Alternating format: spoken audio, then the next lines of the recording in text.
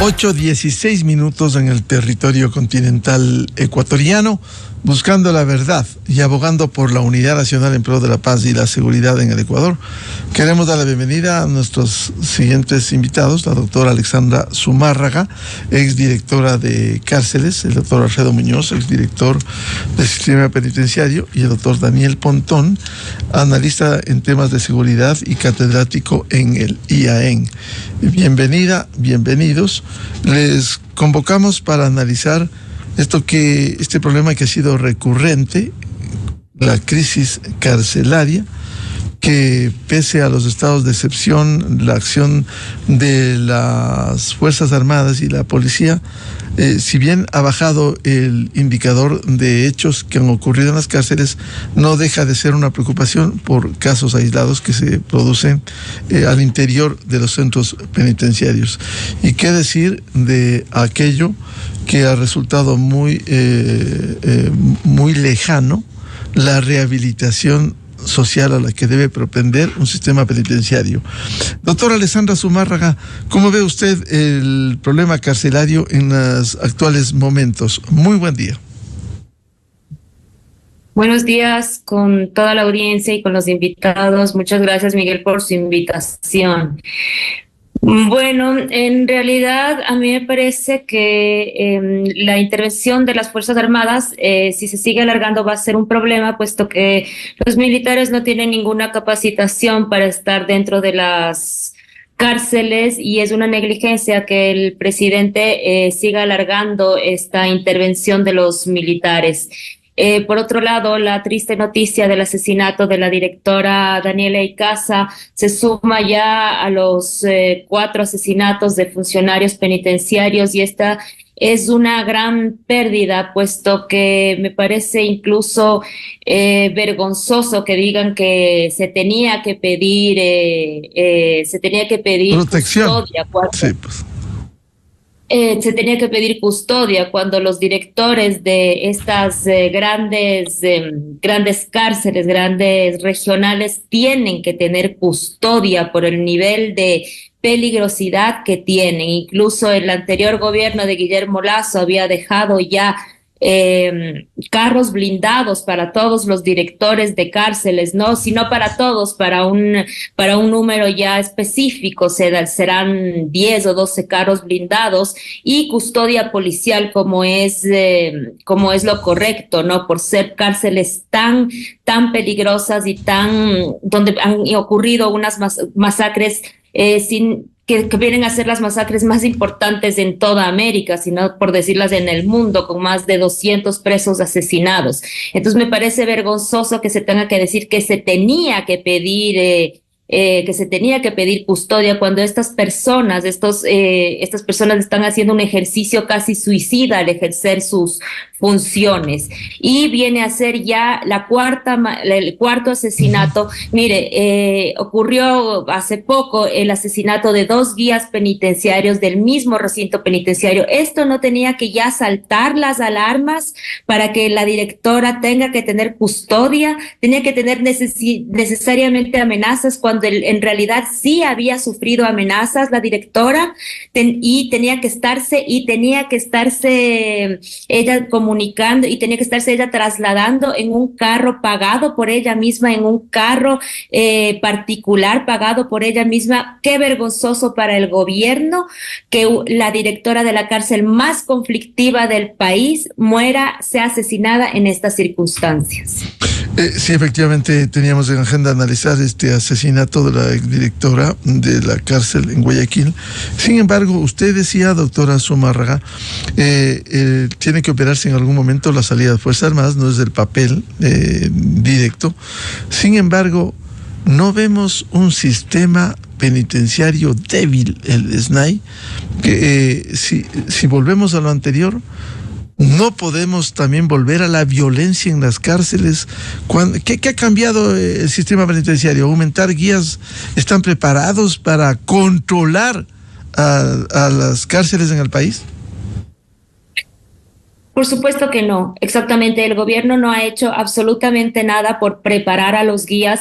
Las masacres pararon porque la intervención de los militares vino, pero asimismo tenemos más de 200 de 200 denuncias por tortura. Por eso yo digo, los militares no están preparados para esta intervención porque ellos no tienen y ya se están corrompiendo, como hemos visto, no es una invención mía, de ingresar objetos prohibidos, de ingresar droga. Entonces, lo que tiene el gobierno es empezar a una depuración total y completa de este sistema, como el mismo gobierno lo había prometido, ¿no? Y hacer esta interinstitucionalidad entre inteligencia y el SNAI. El SNAI no ha sido depurado, pero yo creo que ni siquiera el 1%. Lo que se ha cambiado es su cabeza, otra vez tristemente por una persona militar que no tiene ninguna preparación en rehabilitación social.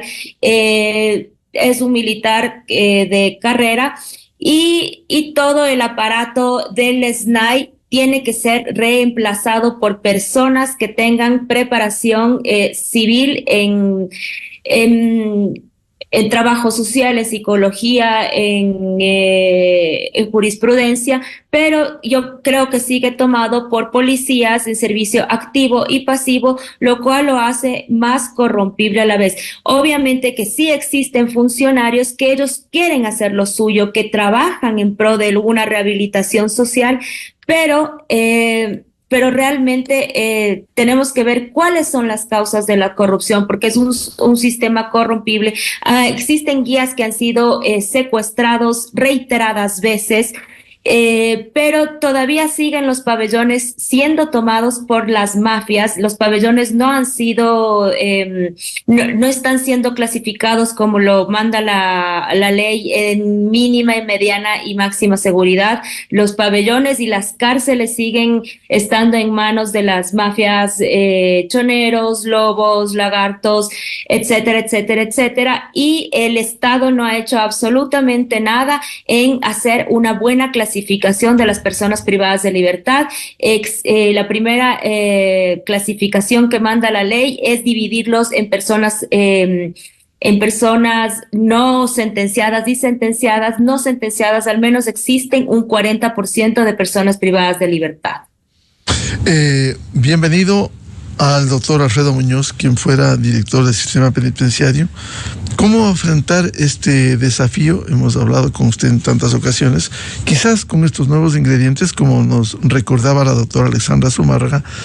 Al menos durante los últimos tiempos ha habido 4 asesinatos contra o directores de cárceles o funcionarios del sistema penitenciario. Buen día.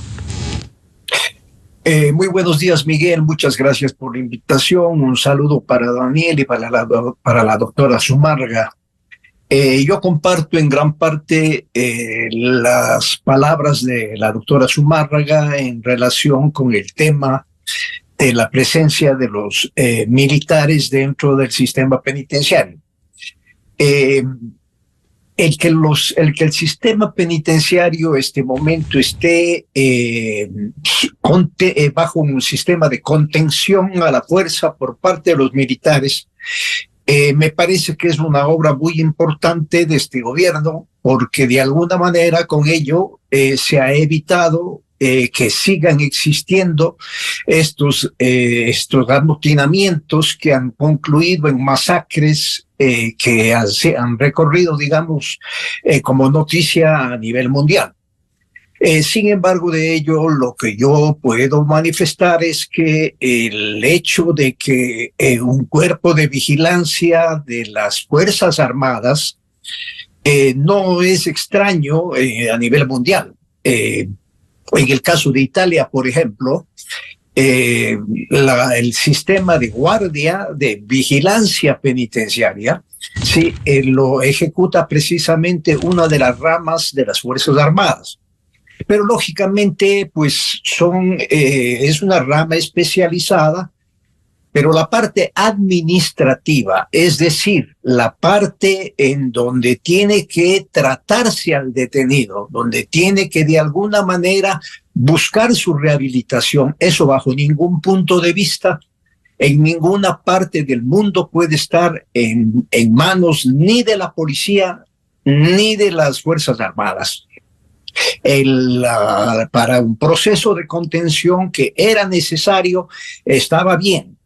Mucha gente, de todas formas, cuando se habló de que ya terminaba la primera etapa del estado de excepción, que los militares iban a irse a sus cuarteles, pues mucha gente protestó y pidió con mucho afán que se los mantenga dentro. Y yo estoy de acuerdo en que se los mantenga, pero solamente como una fuerza de contención y de intervención en el hipotético caso de que se presentasen problemas. Eso por un lado. Por otro lado, a nivel de personal de rehabilitación social propiamente, no le llamemos SDAI, a nivel de rehabilitación social, sí, allí sí tienen que participar personas especializadas, desde el director hasta los guardias penitenciarios, porque a los guardias penitenciarios antes se los llamaba guías penitenciarios, porque siendo que ellos están en permanente contacto con los detenidos, se les llamaba guías porque se supone que aparte de tener una formación paramilitar, sí, también tenían que tener una formación sociológica que les permita aconsejar, si es que vale la palabra, a los internos para que se comporten de mejor manera. Pero al mismo tiempo los guardias penitenciarios antes tenían un sistema de defensa con armas no letales. Es decir, pues con gas lacrimógeno, con armas, digamos, con esos sistemas que les llaman las chicharras eléctricas para mantener la disciplina de los detenidos. Esa situación cambió sustancialmente en un momento en que la policía tomó para sí esas armas y les dejó a los guardias penitenciarios completamente desarmados. Es decir, que si es que se presentaba un problema dentro de las cárceles grandes particularmente, ¿sí?, los guardias penitenciarios tenían que defenderse con un palo de escoba. Y es así como tienen que defenderse y cómo tienen que ejercer la disciplina los guardias penitenciarios. El problema fundamental que existe este momento, sí, es que no hay una política de seguridad penitenciaria, como dice la doctora Zumárraga, fundamentada en la información de inteligencia que se puede obtener por parte de los mismos detenidos que colaboran con la institución.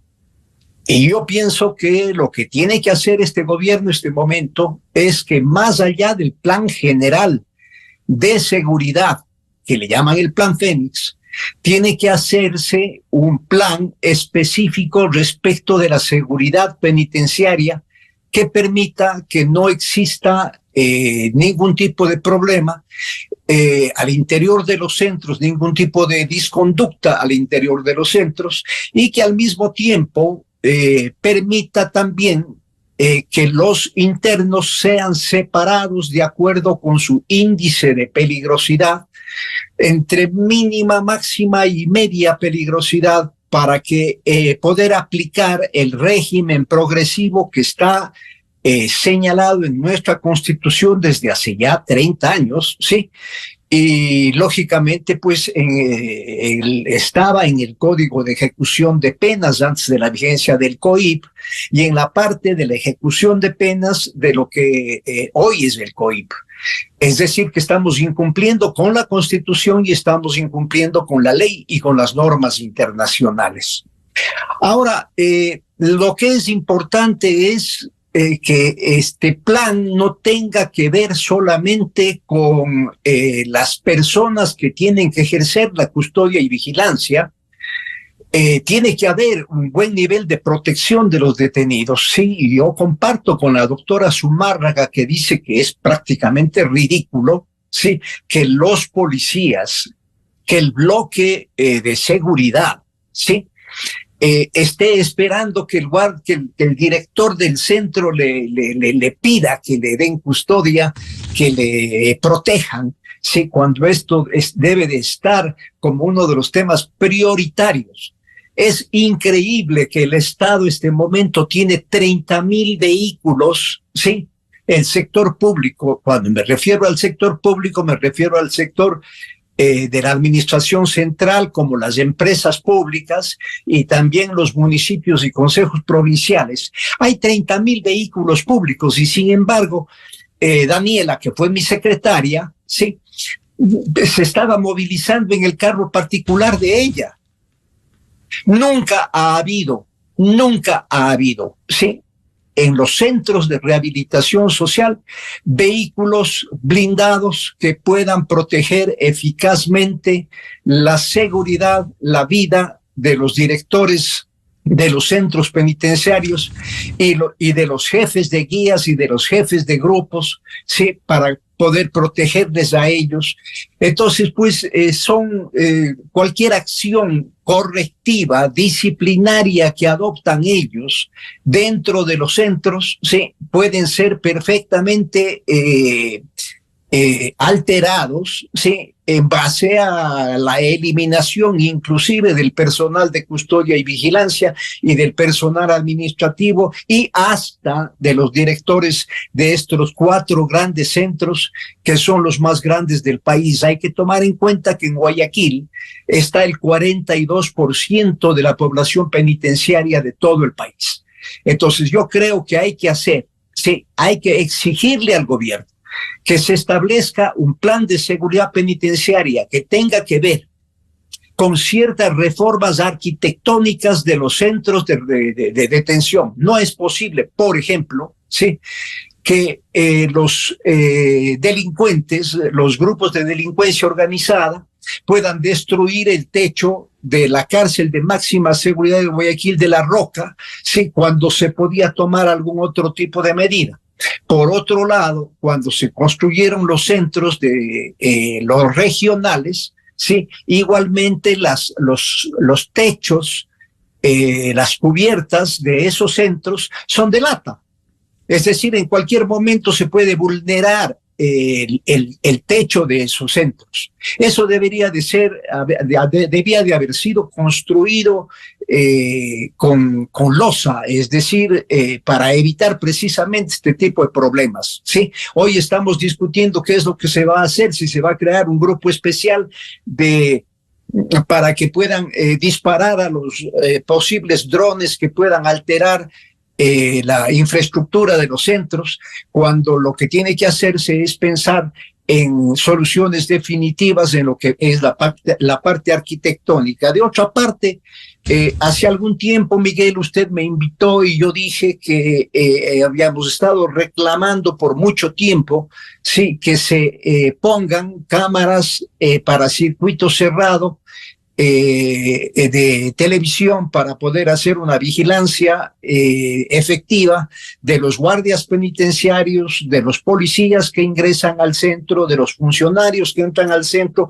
y, por supuesto, de los señores internos. Sin embargo, de ello, tuvimos una llamada en aquella entrevista donde nos dijeron que era mentira porque ya había cámaras en la penitenciaría. Yo inmediatamente tuve información y contacto con gente que me informa las cosas de dentro y me manifestaron que era mentira, ¿sí?, que no se había puesto más cámaras de vigilancia. Si es que nos apoyamos en la tecnología, particularmente en buenos filtros para control de ingreso y egreso de personas y bienes a los centros, si es que tenemos un buen sistema en todas las cárceles, con circuitos cerrados de televisión que nos permitan controlar, sí, no vamos a tener puntos ciegos en donde vamos a tener problemas y más bien vamos a tener un sistema que nos permite controlar, como dije hace un momento, no solamente, sí, a los internos, sino también el accionar tanto de es los un problema militares cuanto estructural. la policía. Es un problema estructural. Bienvenido al doctor Daniel Pontón, analista en temas de seguridad y catedrático del IAEN. Un comentario respecto de estos últimos hechos que han ocurrido, incluso el asesinato de la exdirectora de la cárcel de Guayaquil. Pero en el tema de fondo que quiero que lo comente también, no estamos fallando como Estado en el tratamiento del problema, partiendo del origen incluso legal. Aquí se estableció una política criminal, se estableció que haya un consejo de política criminal y hasta el día de hoy no funciona. Es decir, aquí no hay fallas del Estado para poder ordenar al sistema penitenciario. Buen día, Daniel. Sí, bueno, buenos días, Miguel, un saludo muy cordial, bueno, Alfredo y Alexandra. A ver, creo que usted lo ha dicho de una forma bastante bien, ¿no? O sea, me parece que esta discusión, si uno la lleva hace 2 años atrás, el diagnóstico va a ser parecido, ¿no?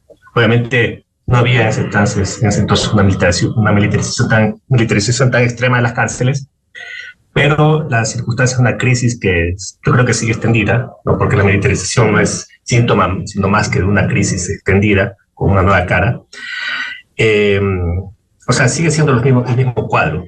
Y se ha discutido mucho. O sea, usted ve los diagnósticos. O sea, yo lo he escuchado a Alfredo con bastante atención y me parece que tiene bastante clara la película de lo que hay que hacer en el sistema penitenciario.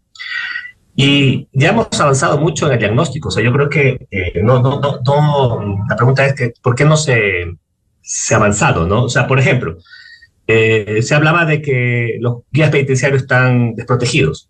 Se aprobó la ley de uso legítimo de la fuerza, ¿no? En el año 2022, donde la fuerza, al cuerpo de seguridad penitenciaria, los que se llaman los guías, se les permite el uso de armas de fuego.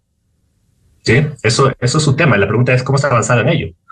O sea, si el factor es que ellos trabajan desprotegidamente y ya la ley lo permite, ¿qué se ha hecho por parte del Estado para avanzar en eso y no recurrir a esta medida bastante, digamos, drástica, de alguna forma también bastante histriónica, de poner militares en las calles, en las cárceles, perdón, pero sin un tiempo definido de salida, ¿no?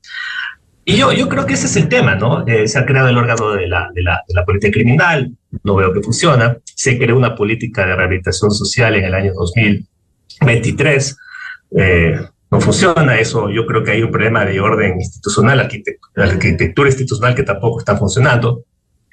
Se habla de adquisiciones, etcétera, una serie de cosas que ya se han dicho, ¿no? ¿Qué se ha hecho? Yo creo que ahí hay un problema sistemático. Yo creo que hay un modelo de un Estado que no se resiste a entender que el problema es muchísimo más grave de lo que aparenta ser. O sea, si usted se pone a ver los indicadores de inversión pública que se hace en materia de seguridad, especialmente en cárceles, ¿no?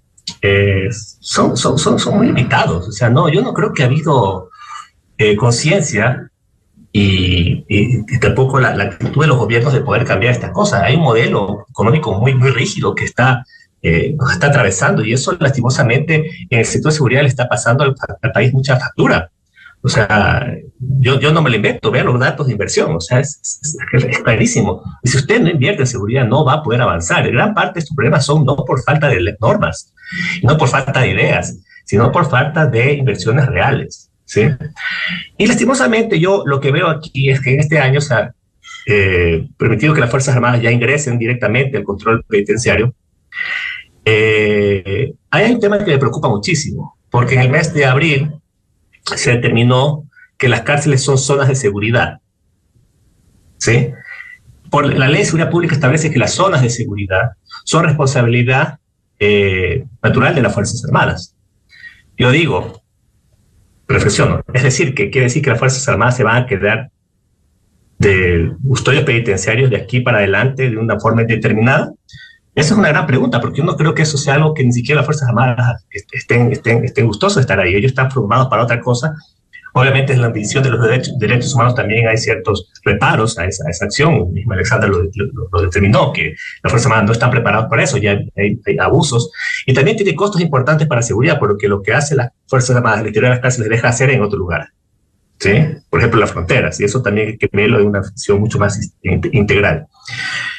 Lo que me da mucho miedo es que yo sí veo aquí síntomas, por casos iniciales, ¿no? Los 4 asesinatos de los funcionarios, me parece terrible que el Ecuador no tenga una política de protección de funcionarios en la cárcel más peligrosa del mundo, ¿sí? Más el atentado que hubo en la cárcel La Roca. No, síntomas de una nueva crisis de violencia en las cárceles. O sea, me da la impresión, y ojalá no sea así, que lo peor que le podría pasar al gobierno es militarizar las cárceles y que las cárceles, poco a poco, esta dinámica mafiosa que tiene las cárceles, le hayan cogido el pulso al Estado. Y poco a poco se empieza a imponer ese descontrol, esa anarquía que se vivió en las cárceles por mucho tiempo, con militares adentro, porque ese sería el peor escenario. Yo creo que ahí justamente es lo que dice Alfredo, ¿qué se ha hecho para evitar que eso se llegue a hacer? ¿No? Y ahí obviamente se necesita una política, pero esa política empieza con acciones concretas, ¿no? Por ejemplo, cosas más obvias, ¿cómo no se le puede dar protección a una persona, ¿no? que está resguarda una cárcel muy peligrosa, ¿no? Y me parece que ahí la pregunta es ¿qué se ha hecho frente a eso? O sea, la dinámica sigue siendo extremadamente reactiva y sin ningún tipo de visión. Yo creo que ese es el problema. Seguimos adoleciendo de esa escasa visión. Yo creo que son gobiernos que se han acostumbrado a pasar el día a día. Lastimosamente esa es la dinámica que estamos viviendo. Y no estamos mirando un poquito más allá.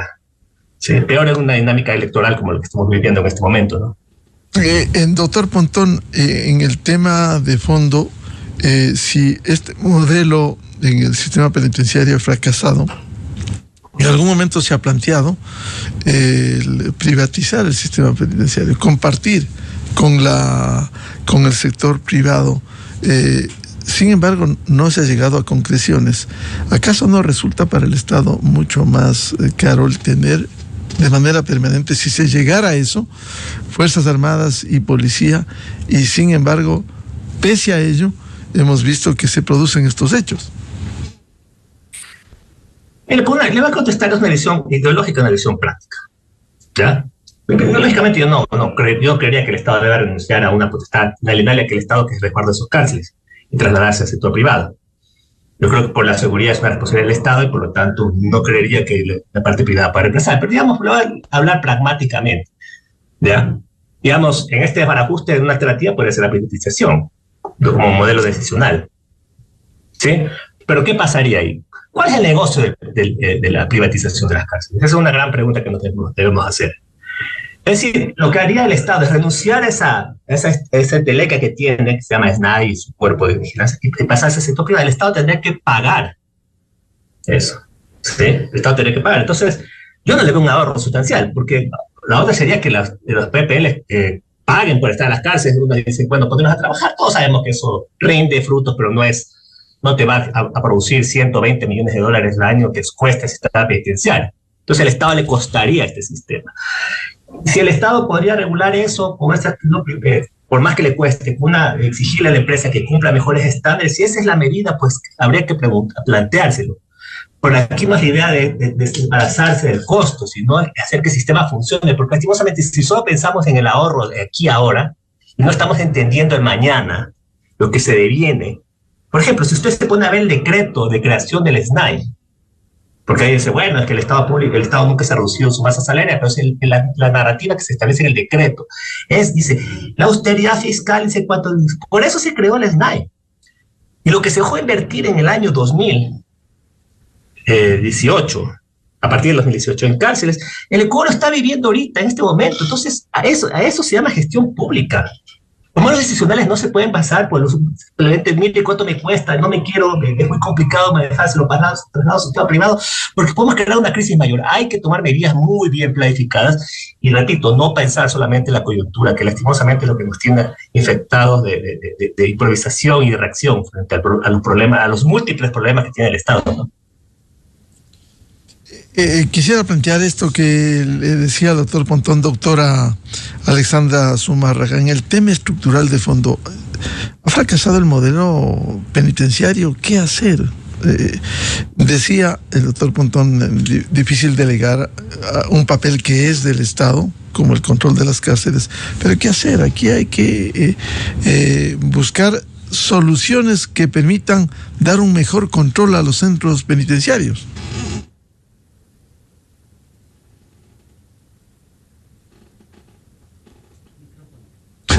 Por favor, el micrófono, Alexandra. Tenemos que movernos con la normativa existente, pero si no hay voluntad política, poco se puede hacer. Sabemos que las cárceles son el centro de operaciones del crimen organizado. Lo sabemos y pese a ello no hacemos nada. Tenemos que convocarnos no solo como políticos, sino también como sociedad. Como sociedad sabemos que dentro de los 35,000 personas privadas de libertad que se encuentran dentro de esos centros penitenciarios está también la seguridad del Estado, no solo del Estado, sino de toda la sociedad.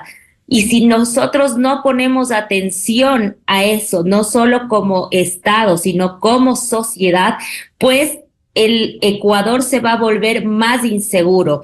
Entonces, no solo es mátense en allá, como alguna vez ese discurso y esa narrativa pasó, porque sabemos que esa guerra que se mantuvo ahí, esas masacres se trasladaron de la cárcel a la calle y estamos sufriendo las consecuencias. Entonces tenemos que poner más atención a las cárceles porque como yo ya lo dije, hay 40% de personas aún no sentenciadas ahí y esas personas probablemente podrán salir a la cárcel en un estado de inocencia. ¿Y qué ha hecho, por ejemplo, el Estado actual, el gobierno actual, al reemplazar, por ejemplo, el economato o el actual sistema de alimentación es hambriarlas más, empobrecerlas más, porque no se mejoró la alimentación. Hay cárceles que aún no cuentan con alimentación, están todavía donando alimentos y entonces la gente sale aún más empobrecida. Hemos visto gente muriendo por inanición y no contamos aún con esa, o sea, sabemos, hay personas que sí saben que se están muriendo por inanición. Es tan fuerte que hay gente en huesos, por ejemplo, en la cárcel de Esmeraldas. La actual tienda que se llama Economato es aún más cara, 30, 50 centavos se ha subido por producto. O sea, están hambriando más aún a todo el sistema familiar de los presos. ¿Qué ha hecho el Estado actual, el gobierno actual? Es empeorar y empobrecer más aún al sistema. Entonces eso nos debemos cuestionar y debemos decir, a ver, gobierno actual, usted su voluntad fue mejorar, no empeorar la situación del preso, porque no es el preso el que sufre, es la familia. Toda la familia es la que está costeando la cárcel y le está empobreciendo más. Y queremos que se rehabilite, pero en realidad lo que está haciendo es empobrecerla más.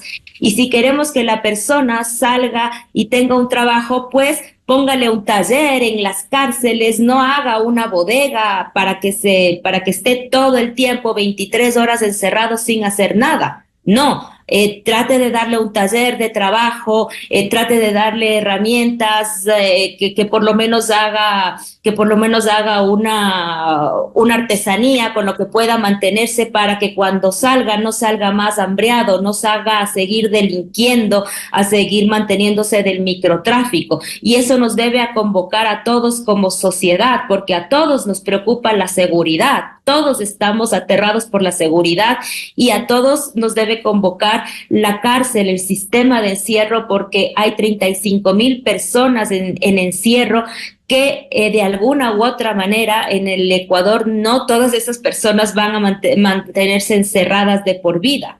¿Sí?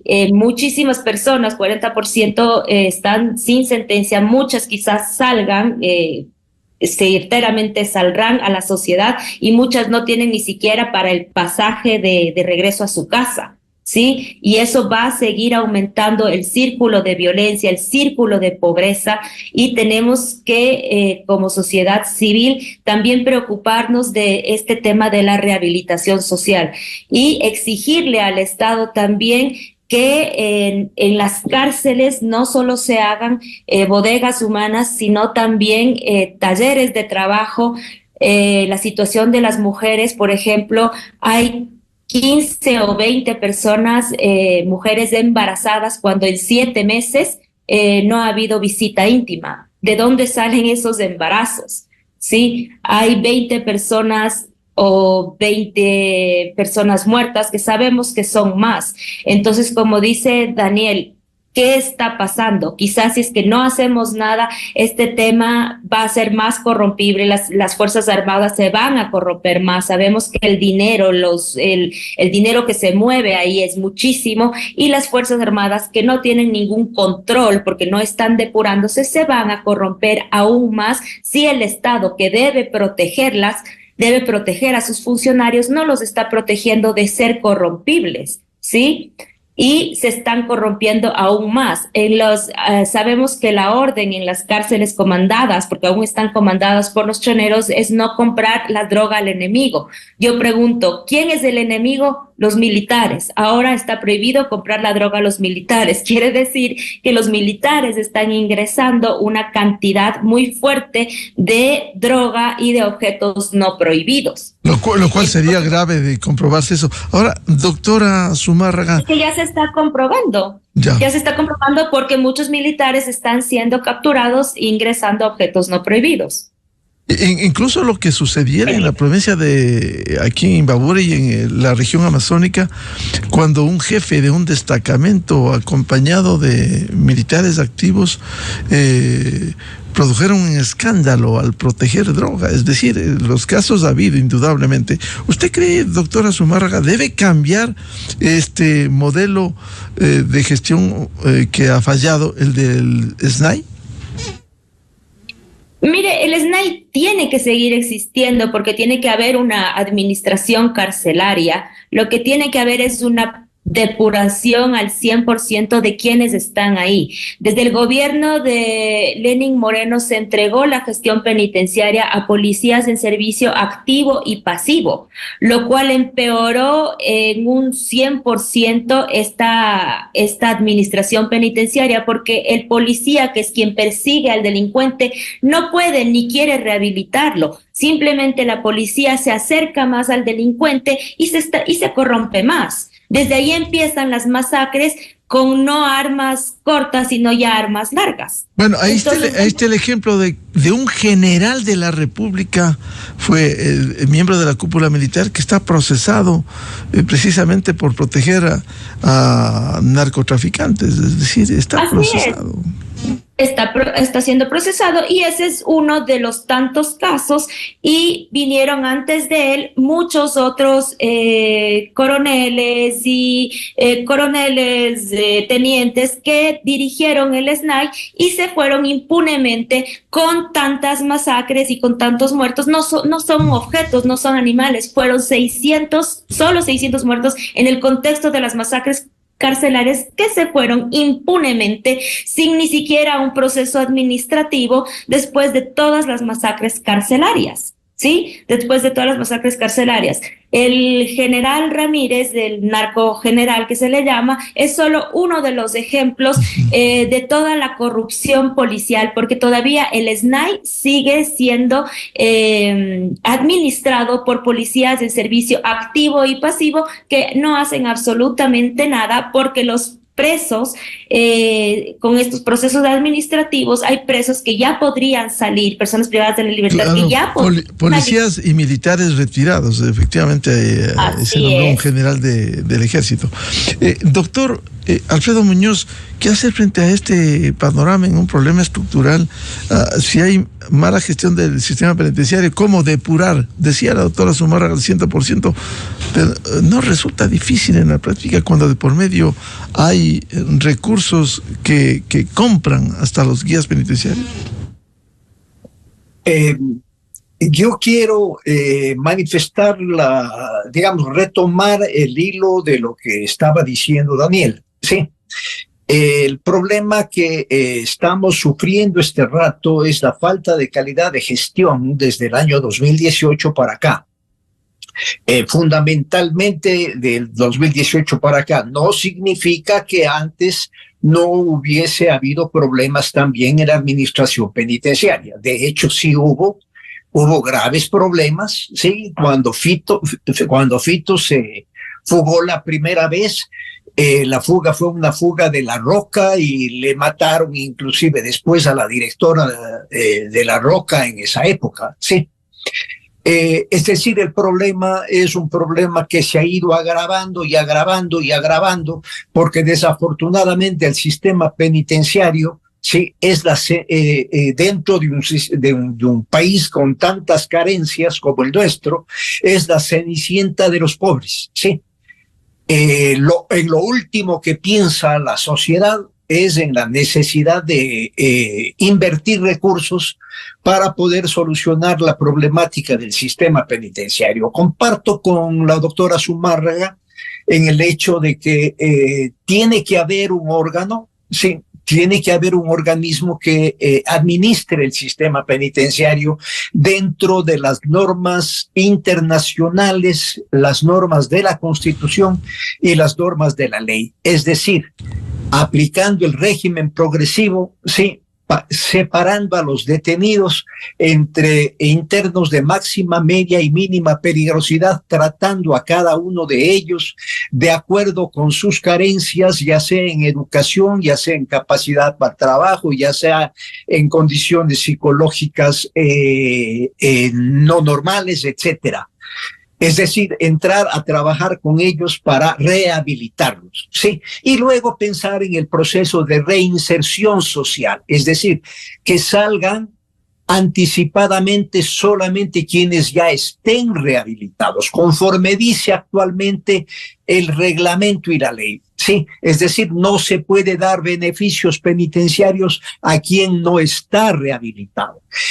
A quien ya está rehabilitado tiene que salir y tiene que verse el mecanismo de encontrarle una fuente de trabajo para que no se dé contra la pared, sí, de la falta de trabajo que vivimos y sufrimos en el país.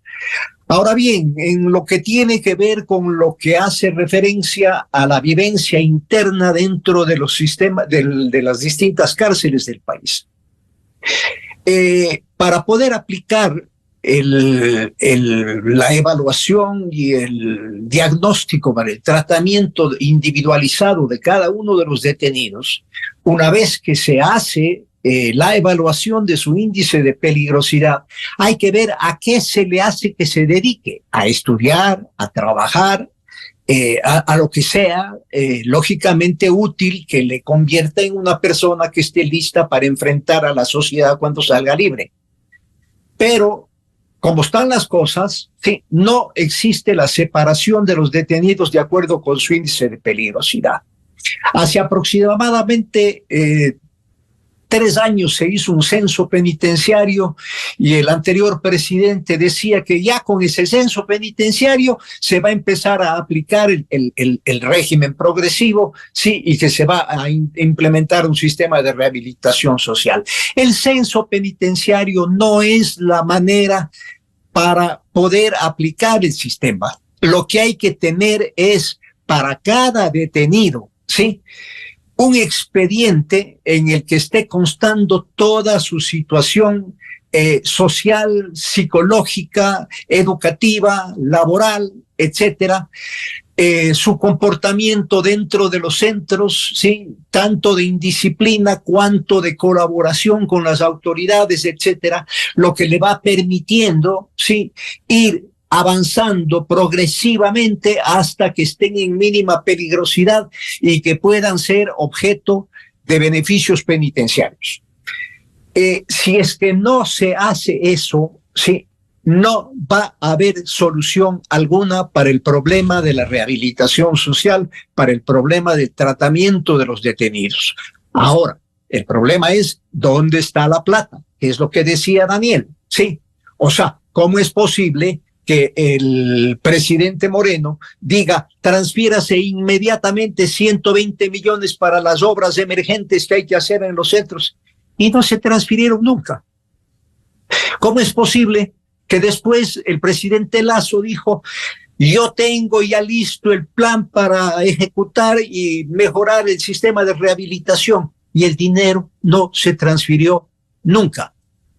Entonces, el problema es no solamente cuestión del discurso, es cuestión de la voluntad de cambiar las cosas, ¿sí? Claro, como dijo Daniel, pues ideas hay muchas, ¿sí? Las soluciones están en la propia ley, ¿sí? Desafortunadamente no existe la decisión política de destinar una parte importante de dinero a un proceso de rehabilitación social.